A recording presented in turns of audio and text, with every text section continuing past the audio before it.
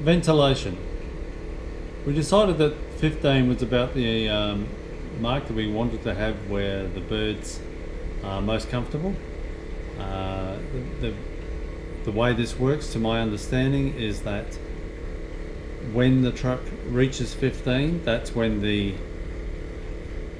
air will push through all of the hampers. Obviously, I'll show you a bit later where the air intake goes right throughout the truck. What that's controlling is the air that goes into the baskets themselves. It doesn't control the fans that we have up inside the roof.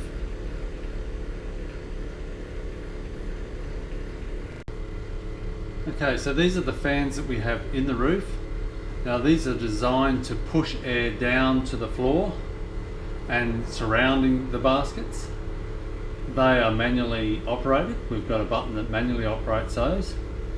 The idea is that just like a fan in your house where you'll just have air pushing over through and out a window. So on the sides of the actual truck itself, there's a number of vents. So the air gets right through. That's around the outside of the truck and at the back of the truck. So the air from these fans gets pushed down over the pigeons, and it comes back, the hot air rises and then goes back out through those vents. So that's the idea of the fans. It's not air conditioning, it is just fan forced air. If it was to get extremely hot, we have 5 of these little pop windows that we can push up and let extra air, hot air out of the truck. And I've only had to use them once in the last season. So using the watering system, obviously we have a fairly big tank. We get about 3 trips per tank, so I have to fill the tank up again. We just pressed the pump button on the way out. We've got 2 of those individually. We can use them. Just basic. To water the birds, it's a matter of just turning the handle and watering them up as such. When we actually race, I normally have water in the truck when the birds come on. Once the birds are loaded, I will then go back and fill them up to about this size so they hear and see the water going into them. You'll get a lot more of the birds drinking then. And of course, before we leave, we have the facility now in our hall. We can just turn this watering thing back over. It goes down a track on the inside, down this track, goes down the track and then out the bottom of the truck. Now, once we obviously do that with the race, and then if we get to the race point, we feed in these trays as well. Well, I actually use a little plastic bucket. I slide it on the floor and just get a little scoop, put feed into the trays, let the birds feed for an hour or so, hour and a half, depending on how hungry they are. Once I've seen that all birds have stopped eating, then I will take these trays out, empty that into a bag, which gets thrown away afterwards, or stock birds have it or something. And then I go through and fill up the watering and let them drink for another couple of hours after that. So this is a shot of the ventilation. We've got the overhead one that we can put on, and that comes out through, which I'll show you in a minute. Just lift up one of the roller doors. Just while I'm on that as well, when the roller doors are coming up, you've got to make sure you keep an eye on them. Do one side at a time. They do get caught on the hampers going up and coming down. Sometimes the hampers or baskets move as you're travelling, and then it will stop the roller doors from coming down. You've got to just stop it and reset them, and they go back again. Now that ventilation that I'm talking about comes through all of these little holes here. That goes into each basket, and quite often, depending on how warm it is, I have that on overnight. I can leave that on overnight so they've got nice air going through. If it's extremely hot in the actual truck itself, then I would leave the ventilation on as well. The fans as such. Can't see that, but overnight we're basketing. I will put both of these on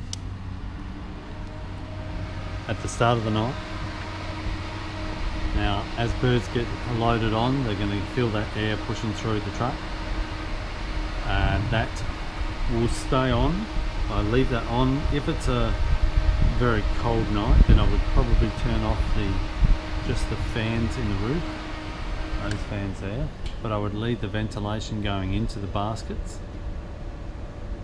And if it was a really cold night, you wouldn't need either of them on. If it's, it's going to be warm at the race point and we're staying overnight and we're tucked up in our beds, you can leave these fans and ventilation on. However, it will flatten the battery. Now, we're lucky enough to have an isolator switch on our truck that stops us from flattening the actual truck battery. The isolator switch is down here, so I just switch that over when we get to the race point so we don't flatten our truck. We've got two big batteries underneath the truck itself, and everything runs off of that rather than running off the truck battery itself. That's our water tank.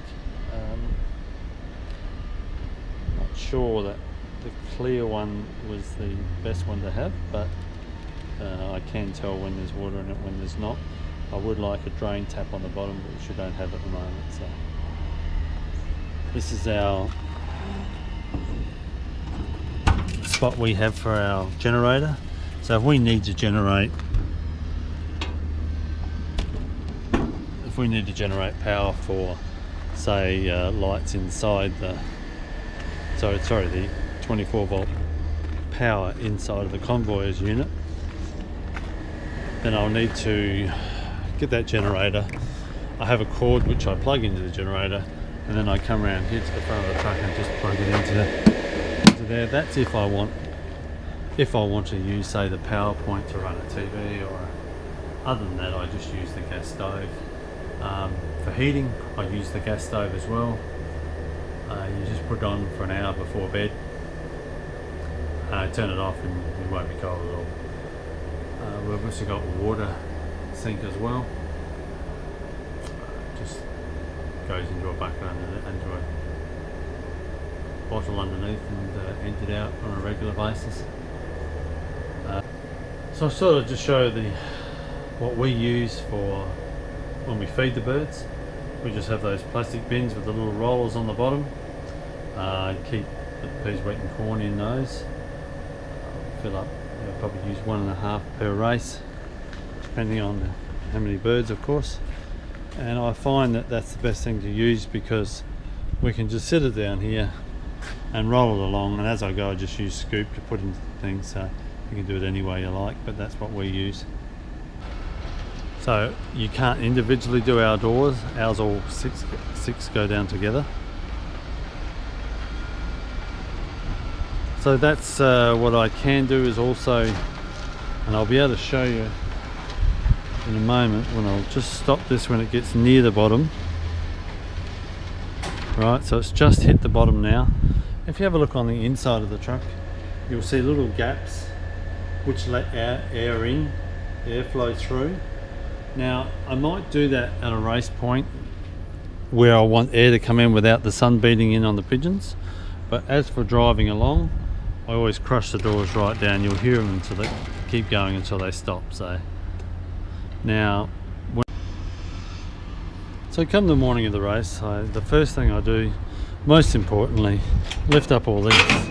Make sure it's pushed right in. That way none of the doors inside can fall open once you lift the door. So we'll lift the door, go through, and we've got all 6 of those. You put all 6 pegs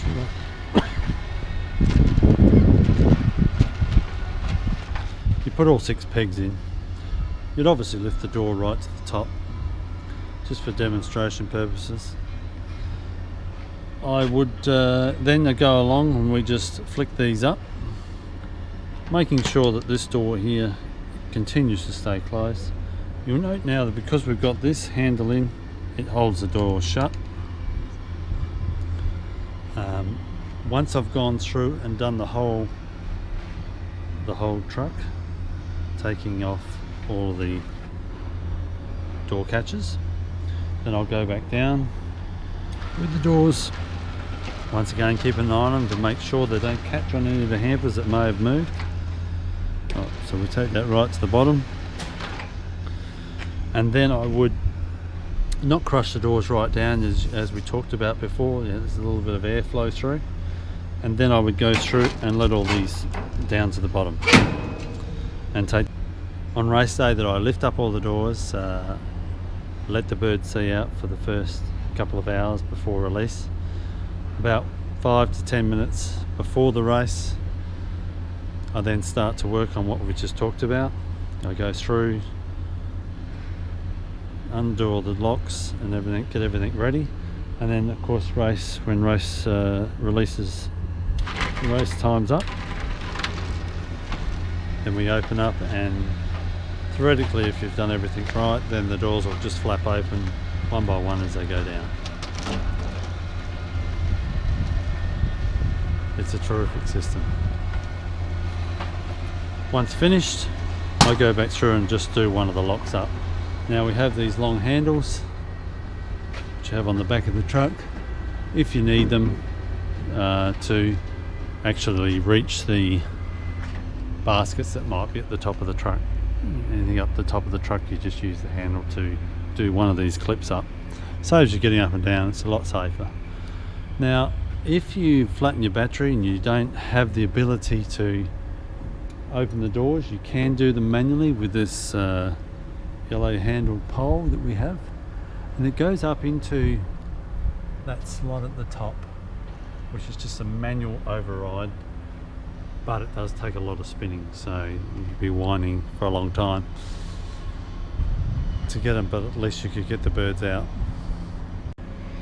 We did find with our truck that we had to go along and put a little silicon bead along the bottom of our truck here, because wheat was getting dropped in there, or wheat or peas or whatever it be, and growing. So that was just one extra thing we had to do. Other than that, the truck's been fantastic, so it's really easy to clean.